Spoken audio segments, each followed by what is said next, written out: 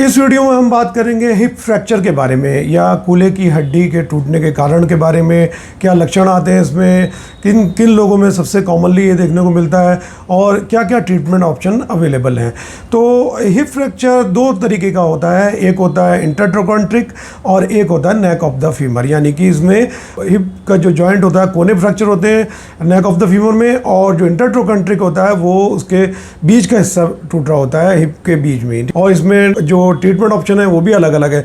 अब ये सबसे ज़्यादा जो देखा जाता है ये बूढ़े लोगों में देखा जाता है, खासकर 60 साल के बाद नेक ऑफ द फीमर या हिप फ्रैक्चर बहुत कॉमनली देखा जाता है। जो 80% केसेस होते हैं वो 60 साल के बाद देखने को मिलते हैं, और इसमें भी 75% फीमेल्स का होता है, यानी कि औरतों में ज़्यादा कॉमन होता है।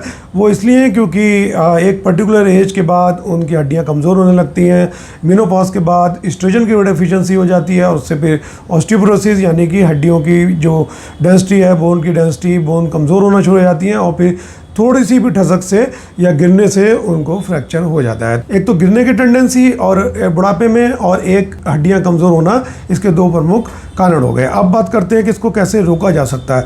तो सबसे पहले तो आपको, अगर इसके लिए मैं अलग से ऑस्टियोपोरोसिस पे वीडियो बना चुका हूँ, वो भी आप चेक कर सकते हैं कि हड्डियों को कैसे मजबूत करें। पर आपको सबसे पहले ये करना होता है कि ऐसी डाइट लेनी होती है कि जिससे कि आपकी बोन की डेंसिटी बढ़ी रहे। इस फ्रैक्चर से बचने के लिए बुज़ुर्गों को ऐसा खाना देना होता है और ऐसी मील देनी होती है जिसमें कि सफिशिएंट क्वांटिटी में कैल्शियम हो, फास्फोरस हो या प्रोटीन्स हो, जैसे कि अंडा, दूध, मछली, नॉन वेज, और रेगुलर एक्सरसाइज उनको साइकिलिंग वगैरह करनी चाहिए, पीरियोडिक चेकअप कराना चाहिए डॉक्टर के पास जाके अपनी बोन डेंसिटी का।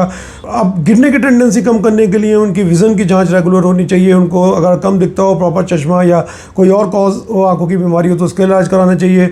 उनके आसपास की जगह जहाँ वो रहते हैं, उठते बैठते हैं, वो बिल्कुल साफ़ सफाई होनी चाहिए।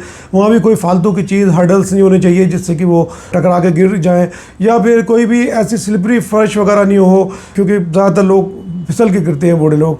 या फिर शूज़ उनके प्रॉपर होने चाहिए, ये नहीं कि शूज़ के जो बहुत पुराने हो गए हों या चप्पल उनके घिस गए हों या बहुत स्लिपरी हों, तो उनसे ऐसे में उनको इंजरी का खतरा रहता है। तो अगर ये कुछ छोटी छोटी चीज़ें भी अगर ध्यान में रखी जाएँ तो गिरने को या हिप फ्रैक्चर को काफ़ी हद तक रोका जा सकता है। अब बात करते हैं ट्रीटमेंट की। तो अब कोई किसी का हिप फ्रैक्चर होता है तो इसमें कोई प्लास्टर वगैरह या कोई ऐसी चीज़ काम नहीं करती सपोर्ट, इसमें सीधा सर्जरी करनी होती है।